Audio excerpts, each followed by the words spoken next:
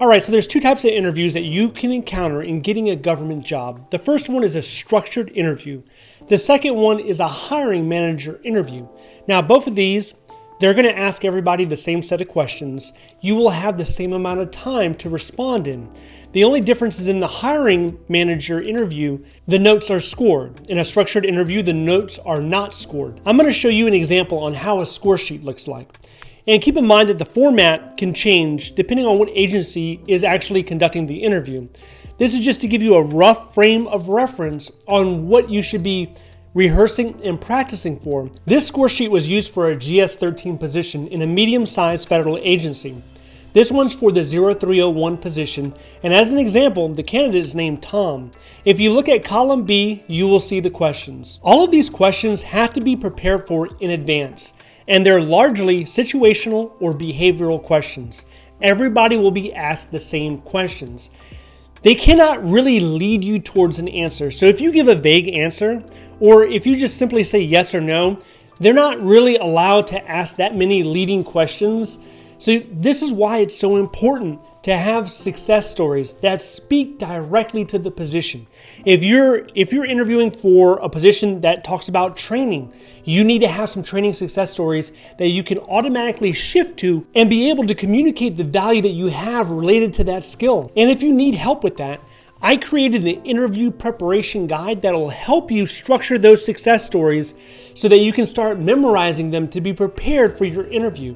And if you're interested in that, check out the pinned top comment down below. Okay, so let's go through a few of these questions. The first one is, what do you know about this agency? This should be simple because you can research the mission and vision statement before the interview. Also notice next to the question in column C, there is a space for points. And these points are going to represent how well you answered the question. Obviously, this is subjective, but there is a point key down below. Let's take a look at it.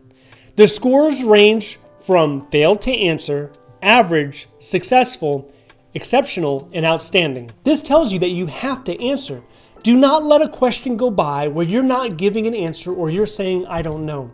If they ask you a question and you do not have experience in it, then give them a success story of something similar. Okay, let's take a look at a few more questions. We see here the question, describe your experience in supporting exercises.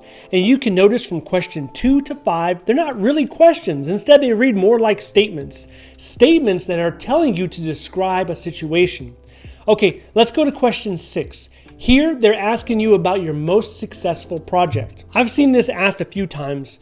You always need to be prepared for that question where they're saying, what is your most successful project, operation, training instruction, whatever it is, whatever field or specialty that you're in, there's a time where you feel the proudest of your achievements. That needs to be constructed into a success story.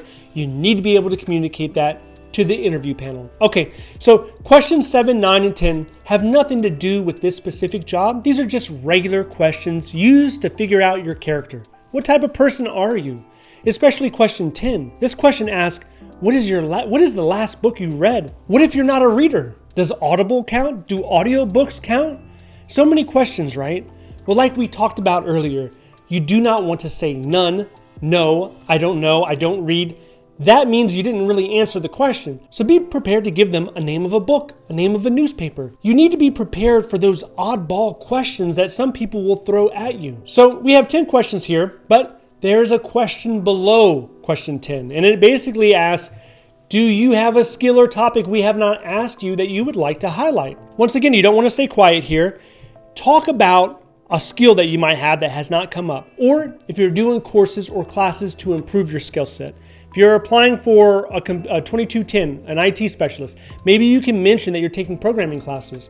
Maybe you can mention you're taking SQL classes right now. Something to further develop your current abilities and skills. All right, so then we have the final score. Here you can see that it is 14 points. But what happens if another candidate gets 14 points? Well, in that case, another interview could be requested. And this one is probably going to be face-to-face with the hiring manager. And most of the time, I have found when it comes down to those 101s, it's a lot less formal. It's a more informal setting. They're just trying to feel you out and make sure you're a good fit for that work environment, for that work culture. Oftentimes you will find that these interviews come in twos, where the first one is with a structured panel and the second one will be directly with the hiring manager. But then there are government jobs that exist out there where you don't even have to interview for them. They will just directly give you a job offer and you can accept it or you can decline it. Now, when you are in front of the hiring manager, you need to be wary of your nonverbal body language, the crossing of hands and all this other stuff. So hiring managers are told not to rate or evaluate or make a decision based on nonverbal communication, but that's the majority of the communication is nonverbal. In fact, there was a time where I was interviewing, and as you probably noticed, I like to talk with my hands a lot, right? This comes across on interviews also. So I was sitting across from the hiring manager and my hands were flying all over the place, and I noticed she kept looking at my hands. And then I felt a little self-conscious about it, so then I dropped my hands. So just be aware that nonverbal communication is a huge part of it. You want to come across professional.